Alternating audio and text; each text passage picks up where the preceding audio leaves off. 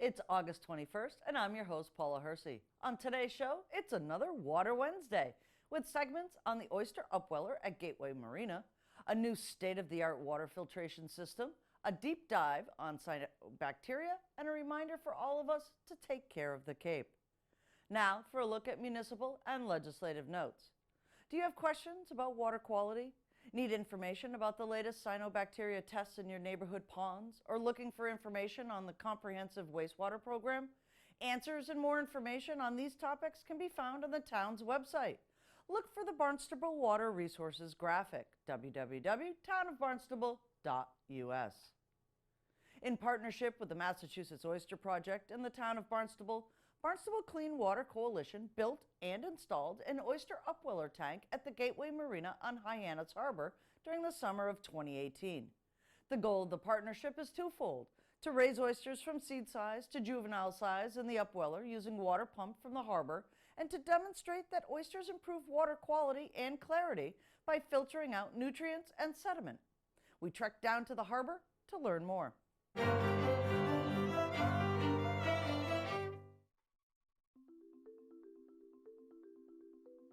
We call it the Hyannis Upweller Project, and the partners are our organization, Barnstable Clean Water Coalition, the Massachusetts Oyster Project, and the town of Barnstable.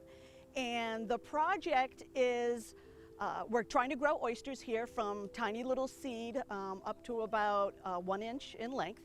And the idea is we grow the oysters in the tank, and one of the things that they're doing is we're taking water directly out of Hyannis Harbor. It's being pumped up into the upweller, comes up through these sorting buckets that the oysters are put in. The oysters are filtering out plankton, they're filtering out detritus, they're filtering out nutrients, so they're not only getting food and growing while they're in the tank, they're improving water quality, they're pulling out nutrients like nitrogen, and then they're also clearing up the water. They improve the water clarity by removing the sediment and the detritus.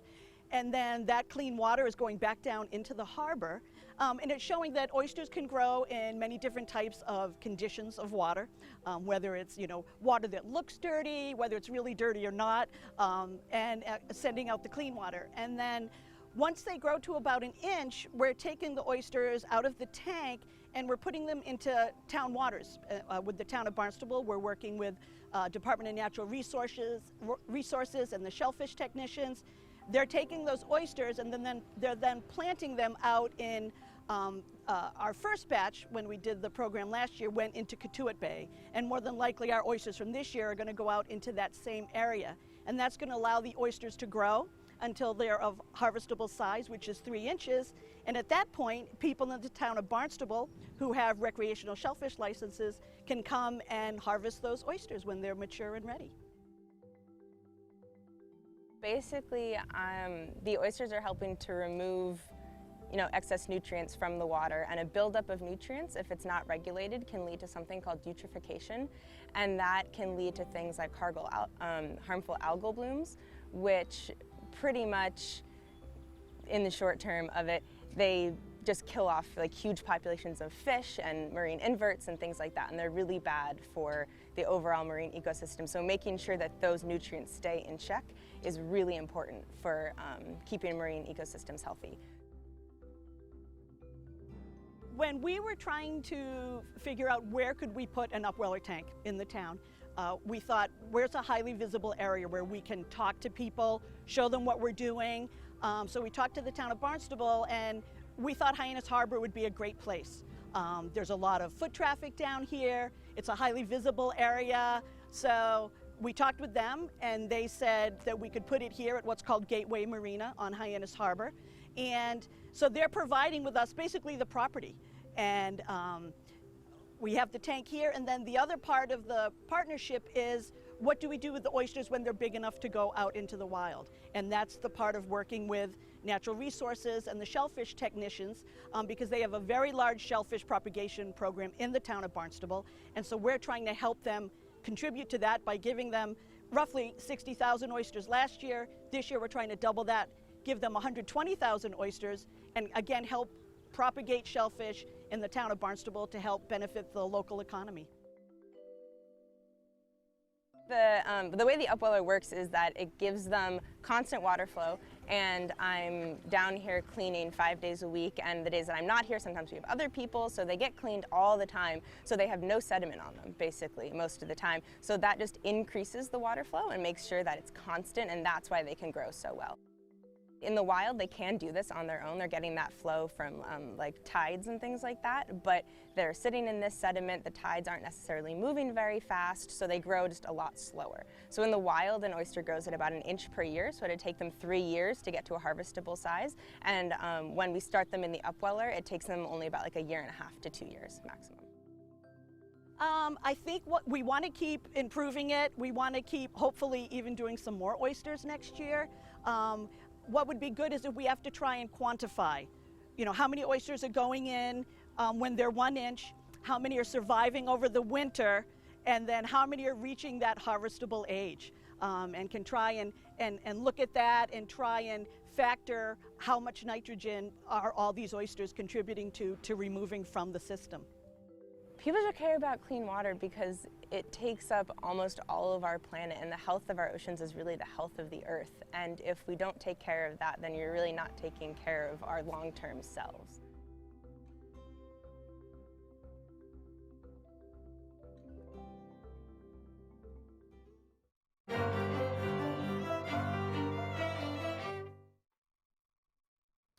The Hyannis water system broke ground on the construction of a new water filtration building at the Maha water treatment plant on Wednesday, August 7th.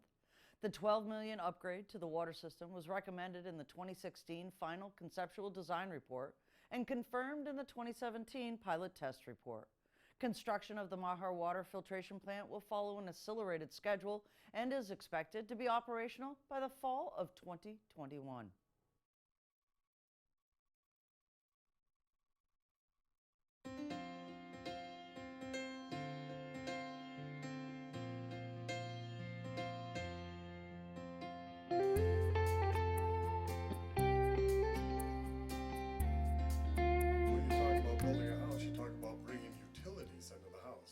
It's always mentioned as a utility, water.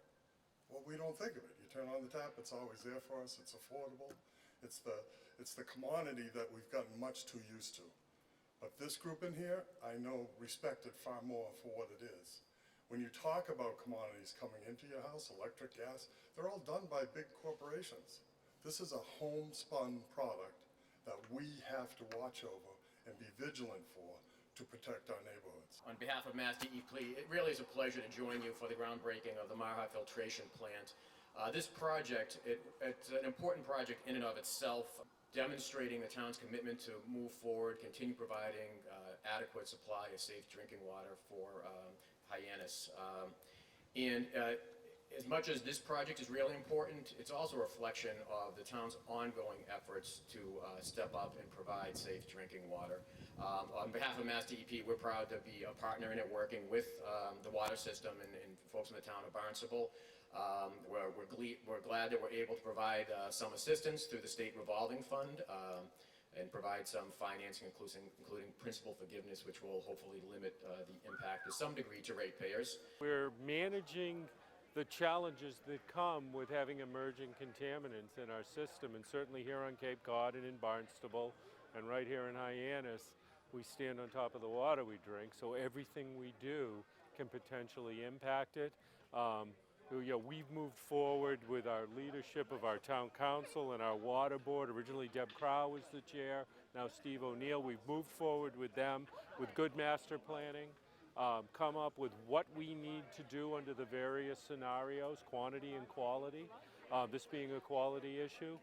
We identified this program. We initially looked at some of the technologies that were available and knew that we had to come up with a more innovative technology because of a combination of concerns that we had here. And what you see in an end product commencing construction is that effort, that combined effort, that support of our council and our water board, both in what we're proposing and financially.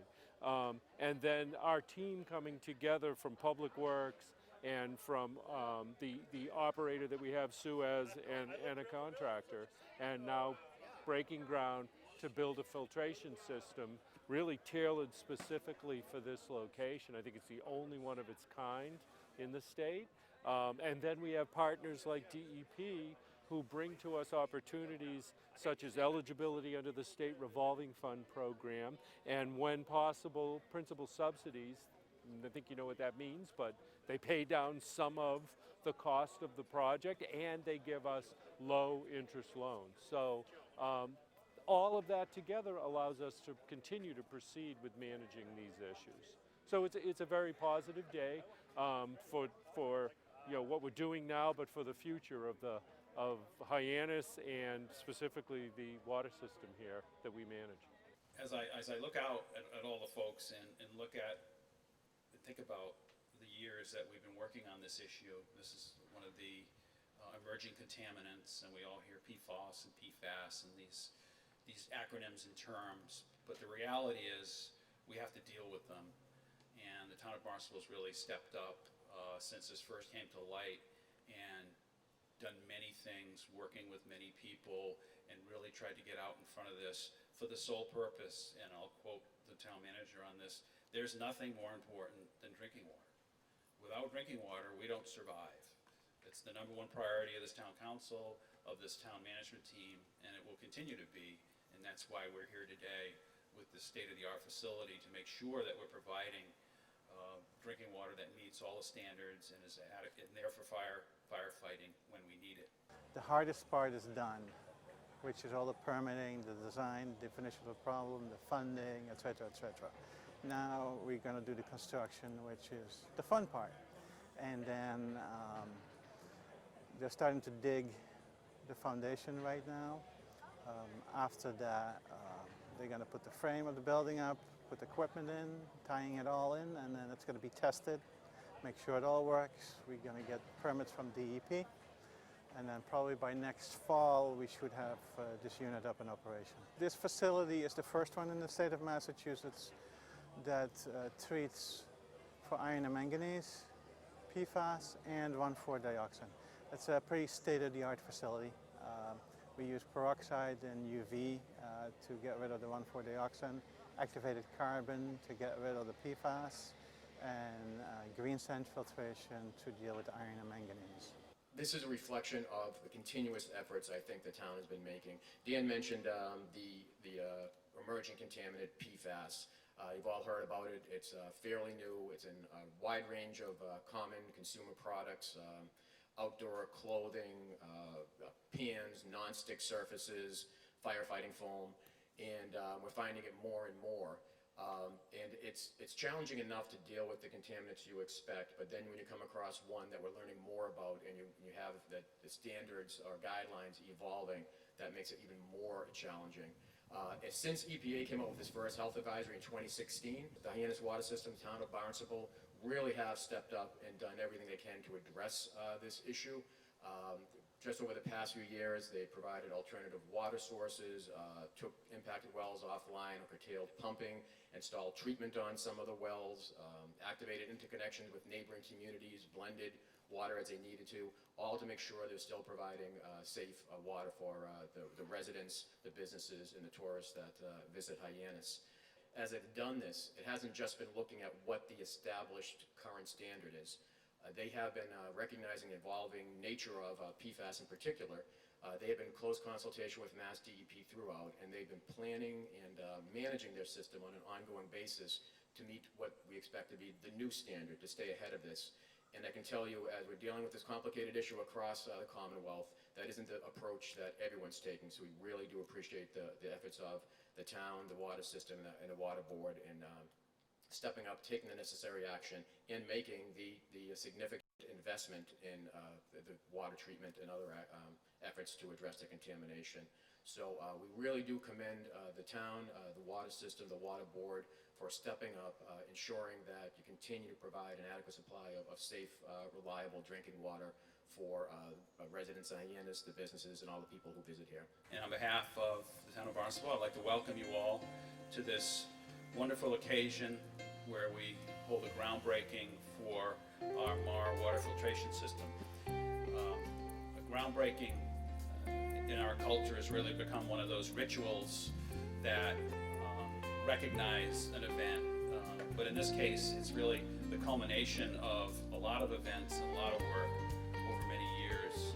And therefore, we celebrate this groundbreaking and look forward to the day when we can celebrate the grand opening of the filtration plant in not so many months from now. Cyanobacteria are aquatic and photosynthetic. That is, they live in the water and can manufacture their own food. They have the distinction of being the oldest known fossils, more than 3.5 billion years old. It may surprise you then to know that the cyanobacteria are still around. They are one of the largest and most important groups of bacteria on Earth. But when cyanobacteria overproduce, the blue-green algae found in some of our lakes and ponds can be harmful to our pets and sometimes us. Channel 18 tagged along with Karen Malchus Benjamin, Barnstable's Coastal Health Resource Coordinator, to Lovell's Pond and back to the lab to learn more.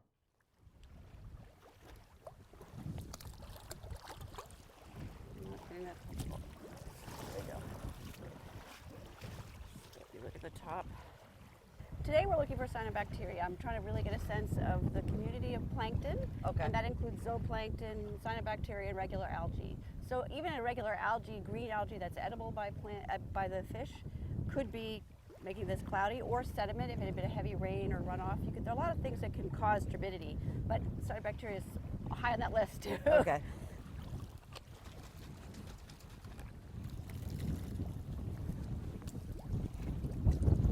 This is more a biological approach.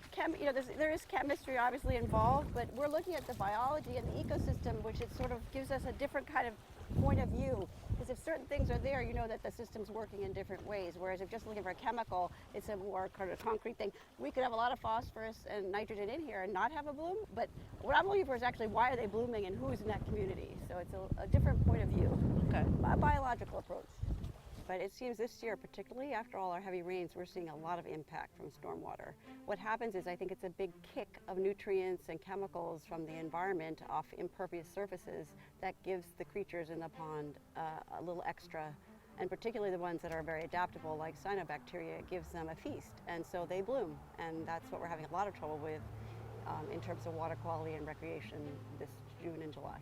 It seems like a hot spot because after heavy rain, all the nutrients are right here, and it seems to be a place where I do find cyanobacteria pretty commonly.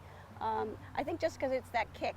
Cyanobacteria loves phosphorus and nitrogen. It seems to get advantages from other chemicals that are human-made, pesticides, herbicides. It seems to survive those better than regular edible green algae. So it's just a place where I think that it's a good habitat for cyanobacteria, unfortunately.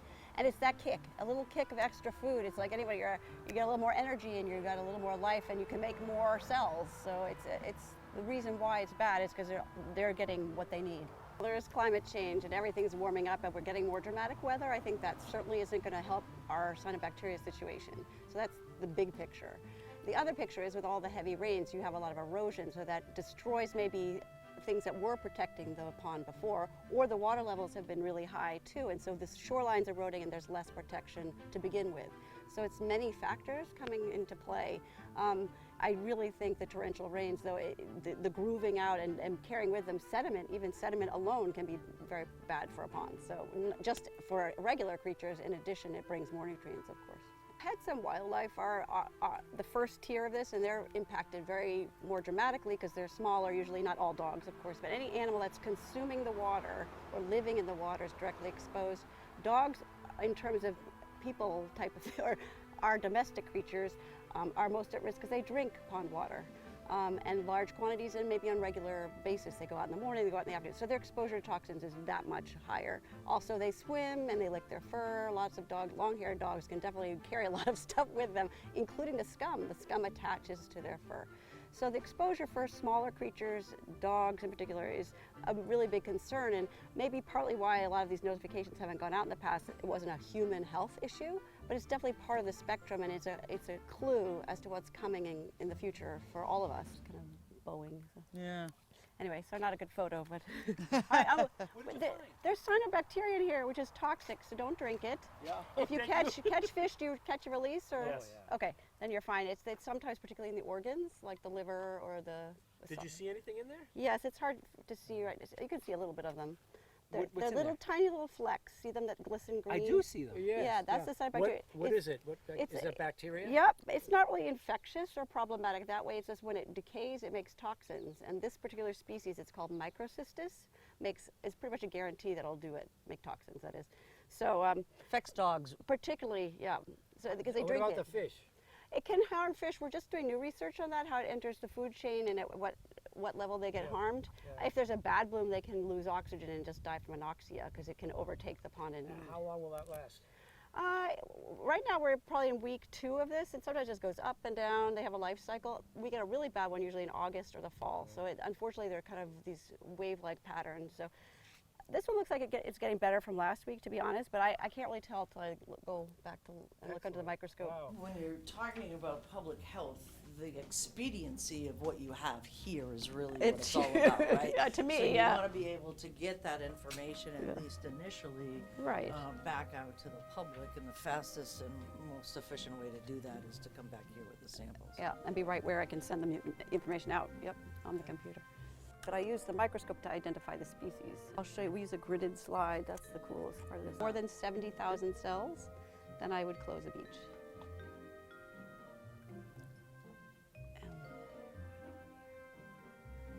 Not so much yet, but that doesn't mean it's not there. Yeah, lots of that. This is just from the, I didn't do any filtering. That's today. Yeah. Remember you saw them, you're like, oh yeah, I see those little flecks. That's what they're colonies. Oh boys. But a lot of the dense colonies, yeah, what makes me nervous is that these can, number one, double. Okay.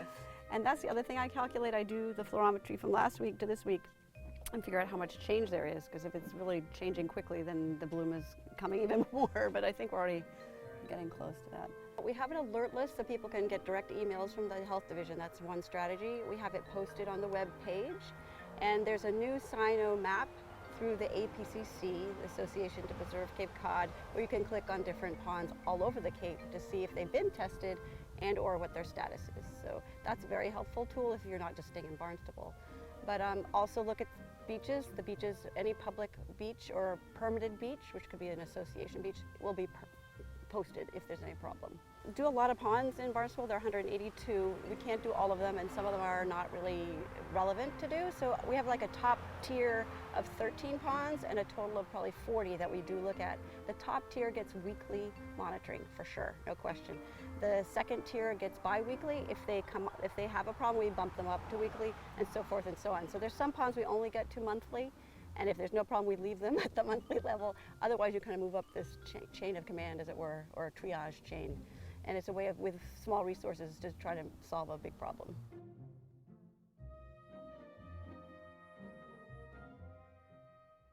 The Take Care team, along with Barnstable Municipal Airport and Cape Air representatives, were on hand to greet JetBlue's arrival from JFK during the inaugural event in June.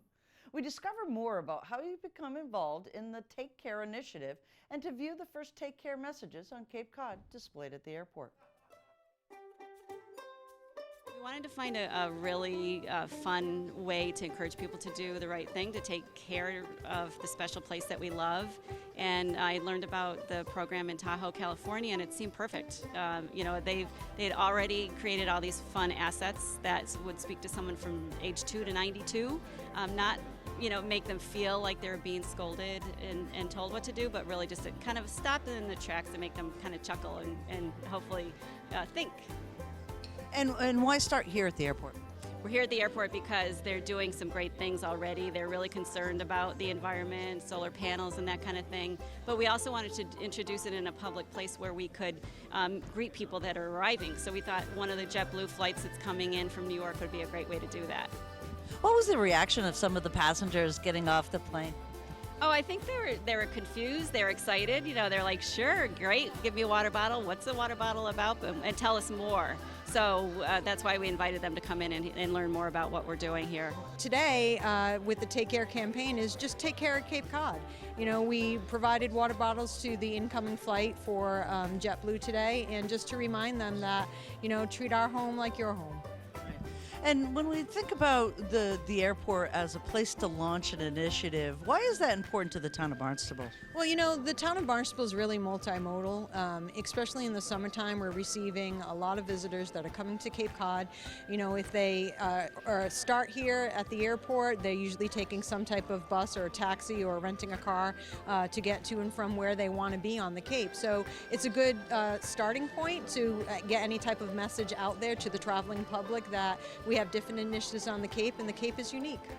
And what are some of these initiatives that residents and visitors alike can take to care for the Cape? Oh, simple things. Bringing your own water bottle, which is why we gave them out to people as they got here. Instead of buying single-use water bottles every day, fill it up. Think about pick up a few pieces of trash, when you're out, instead of just walking by it, or just, if something blows away, stop them in their tracks and go back and pick it up. And this initiative is a subset of what you do within your organization every day. Absolutely, yeah. CARE's mission is to inspire stewardship to preserve the natural environment, cultural and historic places, so it fit in perfectly. And what's great about it is that it's a true collaboration of a lot of organizations and businesses on the Cape. It's not just us. And where's your next stop? The RTA. Yeah, so soon the messages are going to be seen throughout the buses and on the transportation center. Excellent. Anything else you want to add that I didn't ask? We just launched a crowdfunding campaign because we can't do this on our own. So we encourage people to go to our website, takecareCapeCod.org, and support us. Thanks so much. All right. Up next, things to do, places to go, and people to meet. The Barnstable Summer Stroll is tonight, Wednesday night. Stroll the village from 4:30 to 6 p.m., then head to the Jailhouse Hill for the final summer concert. Comments, suggestions, accolades, connect with us on Facebook, email us, or send us an old-fashioned note by carrier pigeon. Channel 18 works. For you, I'm Paula Hersey, and thank you for watching Barnstable Today.